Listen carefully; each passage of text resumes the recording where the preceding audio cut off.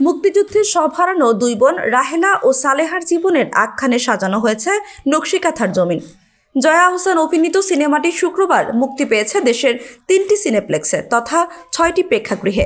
আকরাম খান পরিচালিত সিনেমাটি কথাসাহিত্যিক হাসান আজিজুল হকের বিধবাদের কথা অবলম্বনে নির্মিত হয়েছে। সিনেমাটি প্রসঙ্গে জয়া আহসান বলেন, আমরা দেখেছি বীরমাতারা কিভাবে জীবনযাপন করেন। যুদ্ধের পরেও তারা যে নিষ্পেষিত ছিল সেটিও আমরা এই সিনেমায় দেখতে পাবো।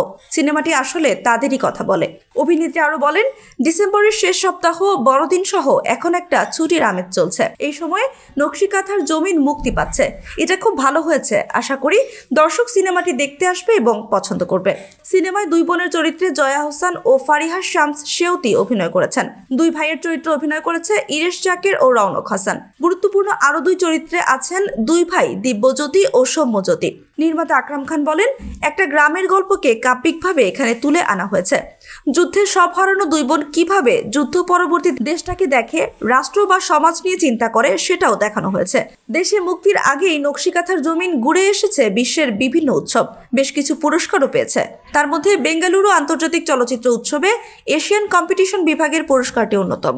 এছাড়া চলচ্চিত্রটি 53তম ইন্টারন্যাশনাল ফিল্ম ফেস্টিভ্যাল অফ ইন্ডিয়ায় ICFT ইউনেস্কো গান্ধী মেডেলের জন্য নমিনেশন পেয়েছে দক্ষিণ কোরিয়ার 14তম বুসান পিস ফিল্ম ফেস্টিভ্যালে বেস্ট ফিচার ফিল্মের পুরস্কার। লন্ডন বাঙালি চলচ্চিত্র উৎসবেও প্রদর্শিত হয়েছে এটি। এমনকি সিনেমাটি রটারডাম আন্তর্জাতিক চলচ্চিত্র উৎসবে বিগ স্ক্রিন প্রতিযোগিতা বিভাগেও নির্বাচিত হয়েছে।